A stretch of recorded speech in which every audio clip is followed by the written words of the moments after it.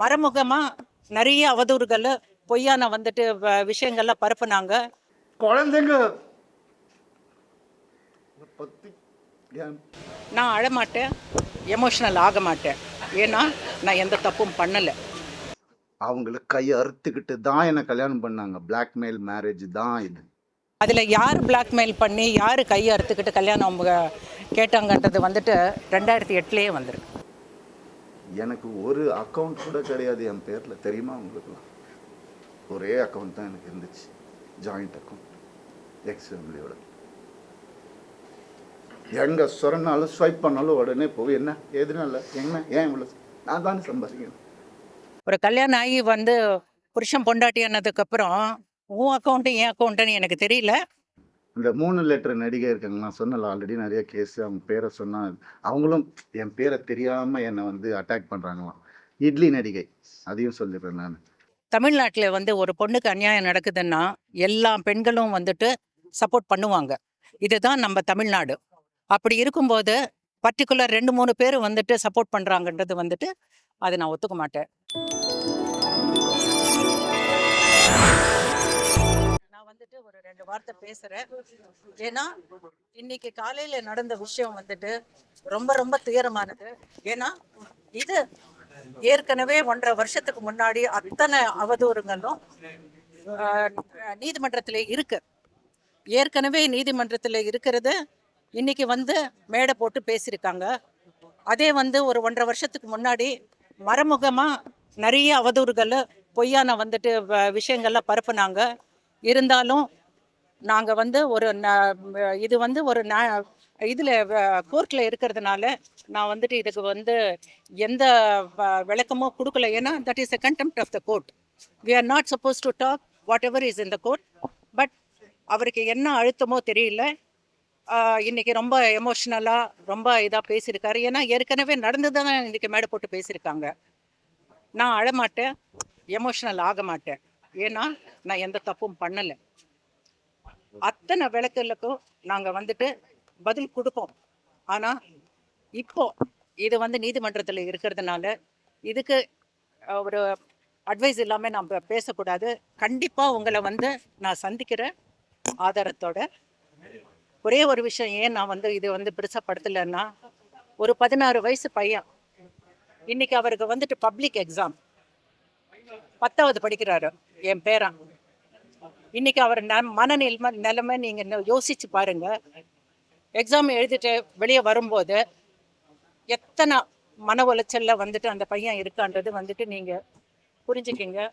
அதே நேரத்தில் அந்த பசங்களை என்ன துரதிருஷ்டமோ தெரியல, பார்க்கக்கூடாதெல்லாம் பார்த்துருக்காங்க, கேட்கக்கூடாதெல்லாம் கேட்டிருக்காங்க, ரொம்ப மன உளைச்சல்ல இருக்காங்க. இதுக்கு மேலே மன உளைச்சல் கொடுக்கறதுக்கு நான் வந்து ஒரு பொறுப்பானவள். அந்த என்னோட வந்து கடமை வந்துட்டு அந்த பசங்களுக்கு வந்துட்டு மன உளைச்சல் கொடுக்கக்கூடாதுன்றது தான். கண்டிப்பாக அத்தனை பொய்யான அவதூறுகளுக்கும் சம்பந்தப்பட்ட அவங்க கண்டிப்பாக உங்களுக்கு பதில் சொல்லுவாங்க. என் மேலே வந்திருக்க அவதூறுகளும் நானும் பதில் சொல்லுவேன். நீதிமன்றத்துல எந்த மாதிரியான தடைமேடம் இருக்கு? இதேதான் பேசக்கூடாதா? இல்ல அதேதான் இப்போ என்ன பேசியிருக்காங்களோ அதேதான். வேற எந்த புதுசும் ஒண்ணுமே இல்லை. இன்னைக்கு எந்த மன அழுத்தம்னு எனக்கு தெரியல. பசங்களை பார்க்கவே விடுறதெல்லாம் சொல்லியிருக்காரு ஜெயம்பி, உண்மையா? பொய் இல்லை, அது யாராலையுமே வந்துட்டு பண்ண முடியாது. ஜெயம் ரவி அவங்களுக்கான திருமணமே வந்து பிளாக்மெயில் பண்ணி தான் கல்யாணம் பண்ணாங்கன்னு உங்களுக்கு 2008 வந்துட்டு நீங்க ஒரு விகடன்ல வந்து ஒரு இது வந்திருக்கு, ஒரு இன்டர்வியூ இல்லை, ஒரு பேஜ் ஃபுல்லா வந்துட்டு வந்திருக்கு. கண்டிப்பா நான் வந்துட்டு அதை எப்படி தேடி கட்டி பிடிச்சி எடுப்பேன். அதுல யார் பிளாக்மெயில் பண்ணி யார் கையை அறுத்துக்கிட்டு கல்யாணம் அவங்க கேட்டாங்கன்றது வந்துட்டு 2008 வந்திருக்கு. அது அவரோட இஷ்டங்க. இத்தனை வருஷமா வந்துட்டு இல்லாத ஒரு முடிவு எடுத்திருக்காங்கன்னா அது வந்துட்டு எங்களுக்கு சம்மந்தப்பட்டது இல்லை. மேம், நான் சம்பாதிக்கிற காசு கூட என்ன செலவழிக்க விடுவது கிடையாது. எனக்குன்னு இந்த ஒரு அக்கௌண்ட்டையும் வந்து அபகரிச்சிட்டாங்க அப்படின்னு உங்க மேலேயும் மக்கள் மேலேயும் இந்த இந்த அவதூறு வந்துட்டு ஏற்கனவே வந்துட்டு கோர்ட்லேயே கொடுத்துருக்காங்கங்க. ஒரு கல்யாணம் ஆகி வந்து புருஷன் பொண்டாட்டி ஆனதுக்கப்புறம் உன் அக்கௌண்ட்டு என் அக்கௌண்ட்டுன்னு எனக்கு தெரியல. அது இப்போ மாறி இருக்கலாம், ஆனால் வந்துட்டு ஒரு குடும்பமாக இருக்கும்போது எல்லாமே ஒன்று தான். அவருடைய மருத்துவ செலவுக்கு கூட மாதம் மாதம் 25,000 ரூபாய் பணம் கூட அவர் தான் அனுப்பிச்சுக்கிட்டு இருக்காங்க வந்து அவங்க சொல்லியிருக்காரு. மகன்களுடைய 50 லட்சம் இல்லை இது என் மருத்துவத்தை வந்து நான் சொல்கிறேன்.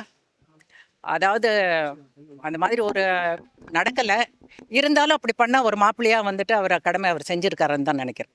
ரெண்டாவது மகள் அவருடைய மருமகன் அவரையும் கூப்பிட்டு வச்சு இவர் வந்து தப்பிச்சு வந்துட்டாரு, இவர் வந்து டைவர்ஸ் வாங்கிட்டாரு அப்படின்ற மாதிரி சொல்லியிருக்காரு. இது எப்படி பாக்குறீங்க? இதை பற்றி நான் பேசினேன்னா அவருக்கு ஏற்கனவே கல்யாணம் ஆகி குழந்தையோடு இருக்கார். இன்னொரு பொண்ணு வாழ்க்கையை நான் வந்துட்டு இது பண்ணுறதா இல்லை. மன உளைச்சலான சூழலை எப்படி மேடம் பாக்குறீங்க? ஒவ்வொருத்தவங்களும் மாற்றி மாற்றி குற்றச்சாட்டுறதா இருக்கட்டும், இந்த சூழலை இது வரைக்கும் நீங்கள் பார்த்துருக்கீங்க சார். நான் வந்துட்டு நாங்கள் வந்து ஒரு 2 வருஷமாக வந்துட்டு எதுவுமே பேசினதே இல்லை. உங்களுக்கே தெரியும். மேடம், இல்ல, 25 டெனிஷா பேர் சைபர் தாக்குதல் பண்ணாங்க. அதனால தான் என் ஃபேமிலியில பிரச்சனை. அதனால தான் டெனிஸா போயிட்டாங்கன்னு சொல்லியிருக்காங்க. அது சம்மந்தம் இல்லாதனால தான் கொடுத்தாங்க. இப்போ அதுக்கு நாங்கள் வந்துட்டு சைபர் கிரைமில் வந்துட்டு கொடுக்க போகிறோம். ஏன்னா அப்படியே இது வந்து பலான ஆள் கொடுக்கலன்னா அது யார் கொடுத்தாங்கன்றது நாங்கள் கண்டுபிடிப்போம். 3 எழுத்து நடிகை அப்படின்ற மாதிரி யாராவது சொல்லியிருக்கிறாங்க. இல்ல மகன்களுக்காக தான் நான் உயிரோடயே இருக்கேன். ஆனா அந்த அப்படிப்பட்ட மகன்களே எல்லா பேரண்ட்ஸும் அதுக்காக தான் இருக்காங்க. நானும் என் பொண்ணுங்களுக்காக தான் நான் இருக்கேன். நான் பெத்த பொண்ணுங்களை நான் பார்த்துக்கிறேன். அவங்கவுங்க பெத்த பசங்களை அவங்க விடமாட்டாங்கன்ற ஒரு பார்த்துக்கணுன்றது வந்துட்டு பொறுப்பேற்றுக்கணும். அவங்களோட வந்துட்டு வாழ்வாதாரத்தை பார்க்கணுன்றது. கடைசியா ஜெயம் ரவி அவங்களோட பசங்களை எப்போ பார்த்தாங்க? இந்த 2 வருஷத்துல வந்து 2 வாட்டி பார்த்துருக்காங்க. நான் உயிருக்கு கூட உத்தரவாதம் கிடையாது. நான் வந்து என்னனாலும் இது பண்ணிடுவேன். ஆனா போக முன்னால நான் வந்து நிறைய விஷயத்த சொல்லிட்டு போகும் மாதிரி நீங்க ரொம்ப என்ன சொல்லுங்க சார், 2 வருஷத்துக்கு முன்னாடி வரைக்கும் எந்த பொறுப்பு இருந்தாலும் நாங்கள் ஏற்றுக்கலாம். 2 வருஷத்துக்கு இந்த ஆல்மோஸ்ட் 2 இயர்ஸ் ஆகுது. இப்போ அவர் என்ன முடிவு எடுத்திருக்காரோ என்னன்றதோ வந்துட்டு அவரோட பர்சனல். இருந்தாலும் இன்னைக்கு கூட அவர் மேலே மரியாதை வச்சுருக்கோம். இது வரைக்கும் எந்த தப்பும் பேசினதில்லை. இனிமேல் வந்துட்டு ஃப்யூச்சரில் கூட பேச மாட்டோம். தொடர்ந்து ஆர்த்தி அவங்களுக்காக வந்து குரல் கொடுத்து நிறைய நடிகைகள் பேசினாங்க. அதில் குறிப்பா வந்து 3 எழுத்து இட்லி பேர் கொண்ட நடிகைன்னு சொல்லியிருந்தாங்க. குஷ்பு மேமும் அதுக்கு வந்து அவங்களுடைய விளக்கம் கொடுத்துருந்தாங்க. அதை பற்றி தமிழ்நாட்டில் வந்து ஒரு பொண்ணுக்கு அநியாயம் நடக்குதுன்னா எல்லா பெண்களும் வந்துட்டு சப்போர்ட் பண்ணுவாங்க. இதுதான் நம்ம தமிழ்நாடு. அப்படி இருக்கும்போது பர்டிகுலர் 2-3 பேர் வந்துட்டு சப்போர்ட் பண்ணுறாங்கன்றது வந்துட்டு அதை நான் ஒத்துக்க மாட்டேன். அவங்க நீங்கள் அக்கௌண்ட்டில் போய் பார்த்தீங்கன்னா மில்லியன்ஸ் ஆஃப் பீப்புளாக இருக்காங்க. அத்தனை பேரும் அவங்களுக்கு சப்போர்ட் பண்ணுறாங்க. இதை நான் ஏன் இதுக்கு மேலே பேச மாட்டேன்னா, தயவுசெய்து இது வந்து கண்டெம்ட் ஆஃப் த கோர்ட். எங்களுக்கு வந்து சட்டத்து மேலே நம்பிக்கை இருக்குது. கண்டிப்பாக சட்டம் தன் கடமை செய்யும். நாங்கள் வந்துட்டு உங்களுக்கு இத்தனை அலிகேஷன்ஸுக்கு நாங்கள் வந்து நேரில் வந்து பதில் சொல்லுவோம். கொஞ்சம் அவகாசம் கொடுங்க. தேங்க்யூ.